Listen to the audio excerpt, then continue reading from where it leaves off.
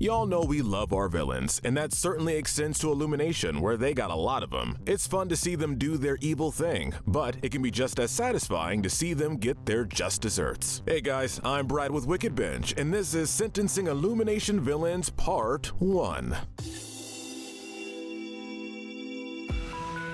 There's so many Illumination films and villains, so we won't be able to touch all of them. Instead, we're only going to be focusing on the studio's first 4 films: Despicable Me, Hop, The Lorax, and Despicable Me 2. If you'd like us to touch on Illumination's other villains, let us know, and we'll do a part 2. We're going to start with Gru. Gru was able to redeem himself and change for the better for his new daughters, but he was still a menace to society in the first Despicable Me. He stole several noteworthy items during his villain career, including the Times Square Jumbotron, 2 landmark replicas from Las Vegas, an experimental shrinking device, and the moon, even though he returned it after a few hours. Gru also trespassed when he tried to break into Vector's lair, and the final time he did this included property damage and the punching of a shark. Probably his worst crime was freezing people, so he wouldn't have to wait in line at a coffee shop, which easily counts as assault, since we're sure this minor attack resulted in frostbite. These crimes are bad, though we're able to cut him some slack thanks to his redemption and the work he does for the Anti-Villain League. However, he can't go completely unpunished, so a year of jail time and an additional 500 hours of community service to go alongside his AVL work. That should be plenty. Next is Dr. Nefario. Nefario is interesting. He's not exactly bad, but outside of his scenes in the second Minions movie, he's not that great either. After all, he aids Gru and later El Macho with their villainous schemes. With the latter, Nefario did a lot of the dirty work, as he kidnapped the Minions. Absolutely. You're gonna like this. Nefario can be irresponsible with his experiments in his old age, using minions as his test subjects and seemingly not caring too much when things go wrong. He doesn't even bother to make sure his lab is safe and secure, like closing the lab's window before he tests a chemical that makes you float. Whether it's out of malice or just forgetfulness, it's still an issue. He doesn't seem too remorseful about essentially dooming the world when he teams up with El Macho, only regretting it when he sees that it's putting Gru and his family in danger. But again, it's a case of the character redeeming themselves, so we feel Nefario could get away with a lighter sentence, that being 6 months in jail and a small fine of $500,000 to pay for any damage he might have caused with his experiments. Now is the one and only Vector. He is a true villain, so he has a long list of bad deeds, starting with the smuggling of the Great Pyramid of Egypt into the United States. We also can't forget the actual theft of the pyramid, nor can we overlook all the animal cruelty charges he'd likely get, thanks to all his sea creature weapons. Squid lobster.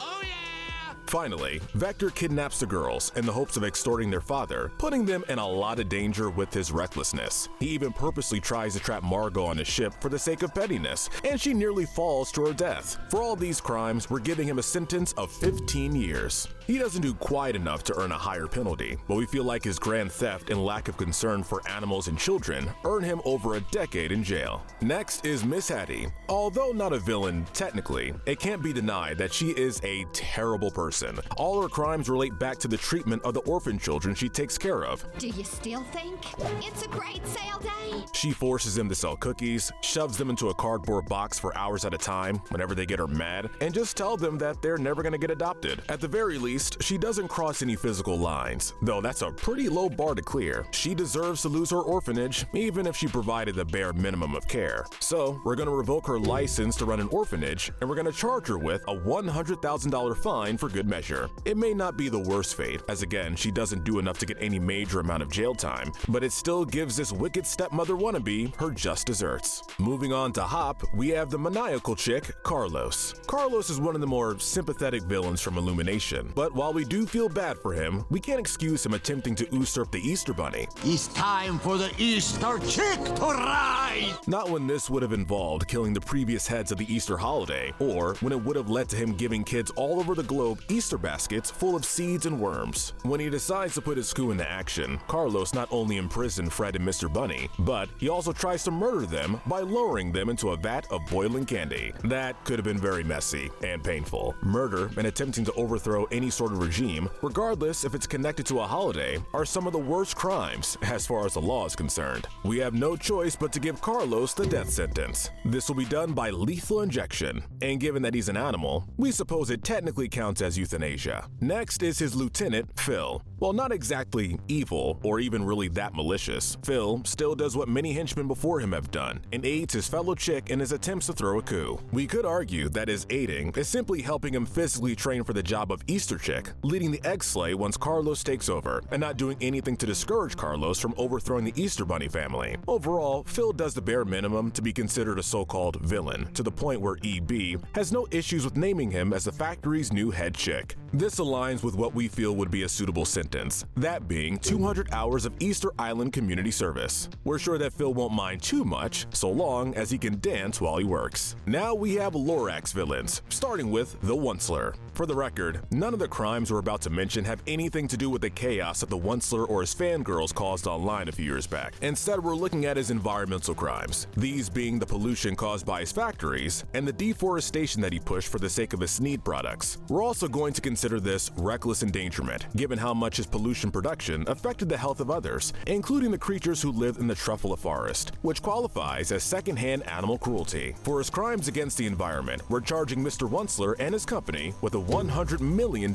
fine. He did what he did for money, after all, so it only seems appropriate for him to lose all that money in the end. Moving on to Aloysius O'Hare. While O'Hare's pollution isn't as devastating as the Onceler's, it has its own effects, both short-term and long-term. And hey, that's just the tip of the iceberg. Even more noteworthy is how he abuses his power, making himself rich and using his resources to stalk and spy on those he thinks will negatively affect his bottom line.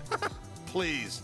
I have eyes everywhere. This leads to blackmailing and threatening of a minor, which just isn't a good look. He also tries to destroy the last truffula seed in existence, which could be considered to be a pretty devastating crime. And that's not including how he literally chases down 2 minors and an elder. He deserves at least 5 years in jail for his sketchy behavior that robbed his citizens of their privacy, plus a $10 million fine for his crimes against the environment. The final villain of this video is the infamous El Macho. Even if we exclude all the bank robbing and property damage he did in his heyday, he still has the longest list of crimes so far. Regarding his plan involving the minions, this was of course an act of mass kidnapping and brainwashing. I got an army of them! We also have all the terrorism that he planned on committing with his rabid minions, and the terror he caused for Gru and the girls, hoping to prevent them from stopping his plans for world domination. Finally, he tries to kill Gru and Lucy, the former by simply fighting him, and the latter by chaining her to a rocket set to fly into a volcano. These crimes earn El Macho the death penalty, specifically by hanging. We might have tried to go with lethal injection instead, but given that El Macho is able to drink snake venom with no trouble, we aren't sure if injection would even work on him. So to the gallows we go. Alright guys, that's it. Let us know in the comments section if you agree with our choices, and tell us what we should cover next. Remember to hit that notification bell and binge more of our videos, but most importantly, stay wicked.